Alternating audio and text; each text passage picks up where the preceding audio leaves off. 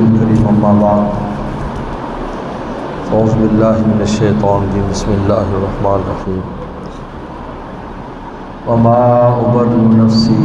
إن النفس لأمارة بالسوء إلا ما رحم ربي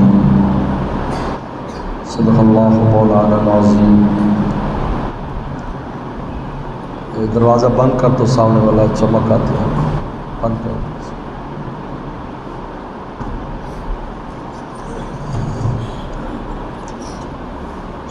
مولانا جلال الدین رومی رحمۃ اللہ علیہ نے ایک نصیحت کی ہے، انسان کا جو نفس ہے یہ خود رو پودے کی طرح ہے، جنگلی پودے کی طرح انسان کا جو نفس ہے، اور جو جنگلی پودا ہوتا ہے اگر اس کو آپ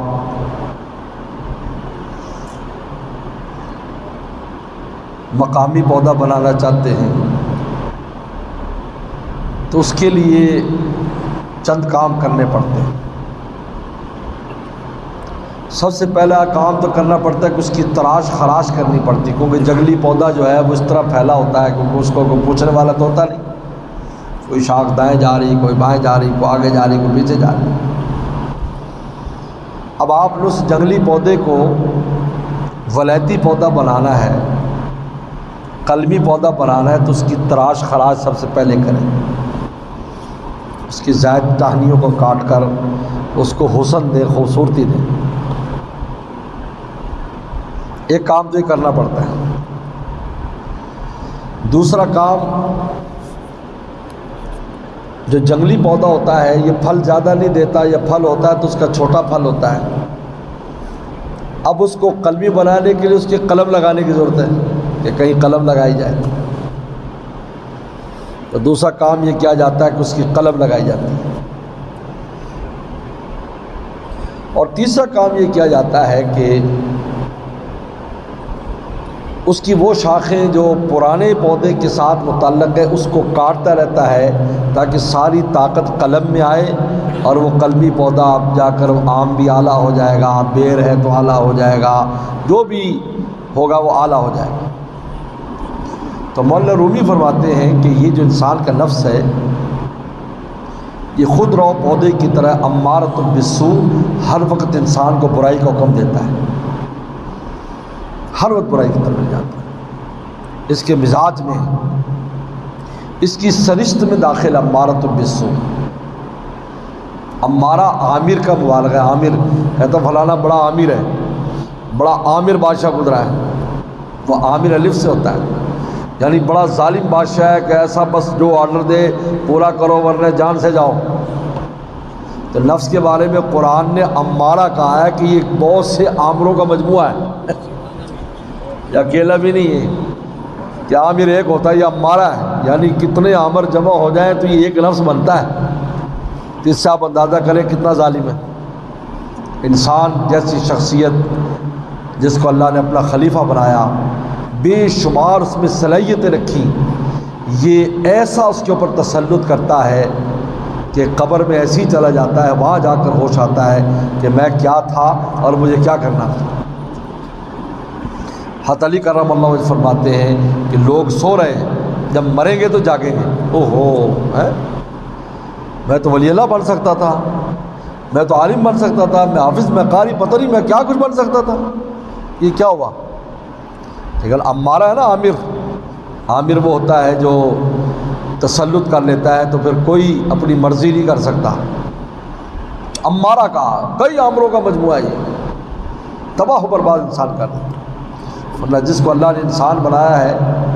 تو اپنا نائب یا اللہ تعالیٰ کا نائب ہونا کوئی معمولی بات ہے، اپنی نیابت دے رہا ہے اللہ تعالیٰ، تو کیا مطلب اس کا؟ کیا کیا صلاحیت ہمارے اندر رکھی ہے، لیکن سب مٹی ہو جاتی ہے۔ یہ ایسا قبضہ کرتا ہے اس کے اوپر، زندگی میں ہوش نہیں آنے دیتا، گناہ کرتے کرتے موت آ جاتی ہے، ہوش آتا ہے تو وقت نہیں۔ امارۃ بالسوء۔ تو فرماتے تراش خراش کرو اس نفس کی، تراش خراش، یعنی یہ گناہ چھوڑو، یہ چھڑاؤ، یہ چھڑاؤ، یہ چھڑاؤ، اندر ہی رہے، می تراش و می خراش، اسی تلاش خراش میں رہو۔ تو دیکھتے رہو کیا کر رہا ہے، یہ کیا کہنا چاہتا ہے، یہ مجھ سے کیا مطالبہ کر رہا ہے، فوراً کاٹ دو اس کو، اس کے اس مطالبے کو کاٹ دو، تو ہمارا تو گناہ کا حکم دے گا۔ اس لیے علامہ بصیری نے کہا ہے کہ خالف النفس والشیطان واسیہما، نفس اور شیطان کی مخالفت کر، نافرمانی کر ان کی۔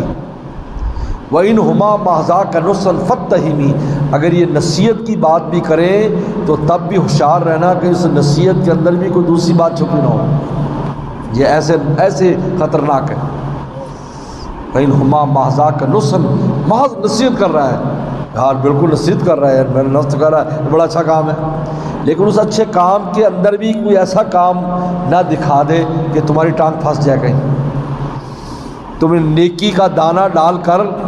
گناہ میں ٹانگ نہ پھنسا دے تمہاری، تو ہوشیار رہنا، یہ فرمایا،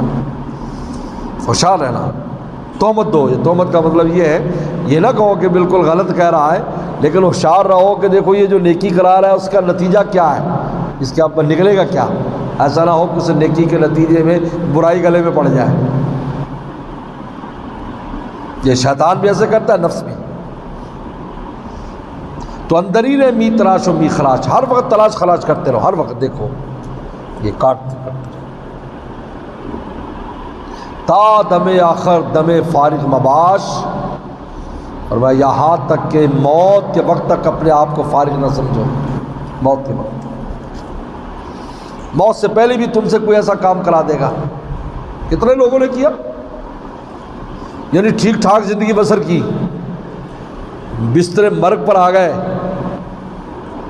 ایسی ظالمانہ وصیت کی کہ حقداروں کو محروم کر دیا، اور جو محروم تھے ان کو دے دیا، دربار الہی میں ظالم بن کر پیش ہوا، حالانکہ ساری زندگی حاجی صاحب مولوی صاحب پتہ نہیں کیا کچھ کے ساتھ تھا، آخر میں آ کر نفس میں ایسا گناہ کرایا، ایسا وہ کام کرایا کہ دربار الہی میں ظالم ہو کر پیش ہوا۔ یہ ہے اس کی ترتیبیں، کیسی کیسی ترتیبیں لگا، کسی کی محبت میں سارا کچھ دے دیا اس کو، اب پیچھے اولاد ہو کر باپ کو برا کہہ رہی ہے، اولاد ہے باپ کو برا، ہمارا باپ تو جہنم میں گیا، اس نے فلاں کو دے کر سب کو فارغ کر،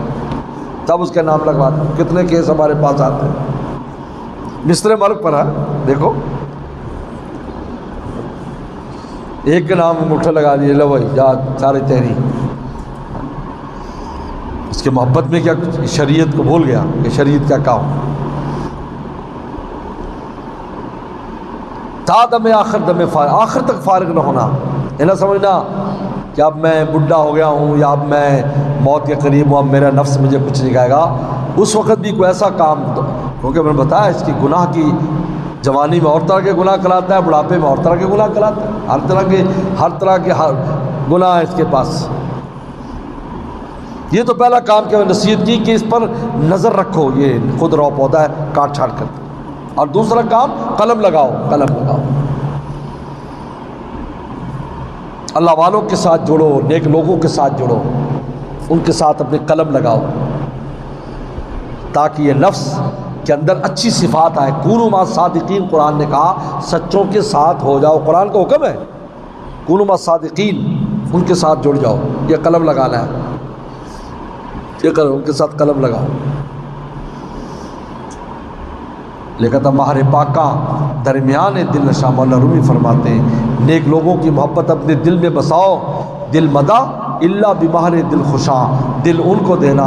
جن کے دل اللہ کی محبت میں اچھے ہو گئے ہیں، تو تمہارے دل کو بھی اچھا کر دیں گے۔ خربوزوں کو دیکھ کر خربوزہ رنگ پکڑتا ہے، ان کے ساتھ تنگ لگاؤ گے تو تمہارے اندر اچھی صفات، یہ روشن ہو جائے، تمہارا نفس روشن ہو جائے گا، اسی میں اچھی صفات آنی شروع ہو جائیں گی۔ یہ قلم لگ گئی۔ اور تیسرا کام کہ ان شاخوں کو نہ بڑھنے دو جو پہلی پرانی ہیں، ادھر نہ لوٹو، پرانی عادات کی طرف نہ جاؤ، تاکہ نئی اس نفس جو نفس ہے یہ نئی صفات لینے پر مجبور ہو جائے۔ جب انسان پرانی عادت پر پابندی لگا دے،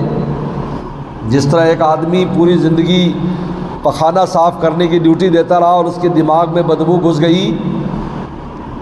اور خوشبو سونگتے ہی وہ مرنے لگتا ہے، تو اس کو پھر ایسے ماحول میں رکھتے ہیں جہاں بھینی بھینی خوشبو ہو پھولوں کی، پہلے یہاں سے شروع کرتے ہیں، لیکن یہ پابندی لگاتے ہیں کہ تو نے گوں نہیں سونگھنا، اگر وہ تھوڑا سا بھی سونگھ لے گا تو بیماری واپس آ جائے گی۔ جیسے نشئی لوگوں کا جب علاج اسپتال میں کرتے ہیں تو اسے پابندی لگاتے ہیں کہ نشے کا نام بھی نہیں لینا، تو واپس چلا جائے گا فوراً، وہ کہ عادت جو پڑی ہے نا وہیں سے آیا ہے، فوراً بھاگے گا۔ یہاں تک کہ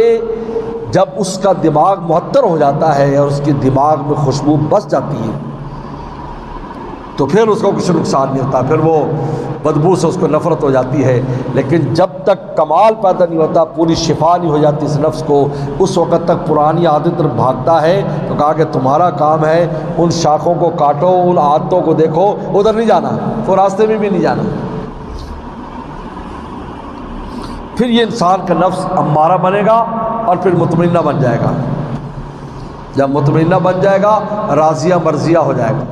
راضیہ میں نا یہ اللہ سے راضی، یہ اللہ سے راضی، اور مرضیہ اللہ اس سے راضی۔ یعنی اللہ نے اتنی رعایت فرمائی کہ تم اگر محنت کرو گے اس نفس پر تو پہلے تمہیں راضی کریں گے، ہم تو بعد راضی ہیں، پہلے تجھے راضی کریں گے، نفس تجھے راضی کریں گے، اے انسان پہلے تجھے راضی کریں گے پھر ہم راضی ہیں۔ ہمارے راضی ہونے کو پہلے ذکر کیا، اس لیے اندر ہی رہے، ہمیشہ یاد اندر ہی رہے، پوری زندگی یہ کام کریے جی بس ہم ٹھیک ہو جائے، ایسا نہیں۔ جس طرح زندہ رہنے کے لیے روزانہ روٹی کھاتے ہیں، کبھی کسی نے کہا یار کب تک میں روزانہ روٹی کھاتا رہوں، صبح بھی کھاؤں دوپہر شام کو، یہ تنگ پڑے آپ کبھی؟ تو اللہ اللہ کرنے میں، نیک بننے میں کیوں تنگ پڑتے ہو؟ یہاں دنیا میں تو تسلسل چاہیے ہر کام میں، روزانہ نماز پڑھنی ہوتی ہے، ہر سال میں روزے رکھنے ہوتے ہیں، روزانہ ہم کپڑے پہنتے ہیں، روزانہ کھاتے ہیں پیتے ہیں، دکان پہ جاتے ہیں، وہاں یہ نہیں کہ یار ایک ہی دفعہ ہو جائے بس پھر دوبارہ نہ کرنا پڑے، نیک بننے میں ایک دفعہ نیک ہو جائے بس نیک ہی رہے پھر، بھائی نہیں، ہر وقت یہ کام کرنا پڑے گا، تجدد کرنا پڑے گا۔ جس طرح روزانہ سورج نکلتا ہے، غروب ہوتا ہے، نکلتا ہے، اس طرح انسان جو ہے اپنے نفس اور روح کے لیے بھی اسی طرح نگرانی رکھے، موت تک اندر ہی رہے، می تراش و می خراش، تراش و خراش میں لگا رہے تا دم آخر دم فارغ مباش، یہاں تک کہ آخر موت تک فارغ نہ۔ اللہ عمل کی توفیق عطا فرمائے۔ اللہم لک الحمد کما انت صلی علی محمد کما انت اہل وفل بنا کما انت انک انت التقوی والمغفرہ۔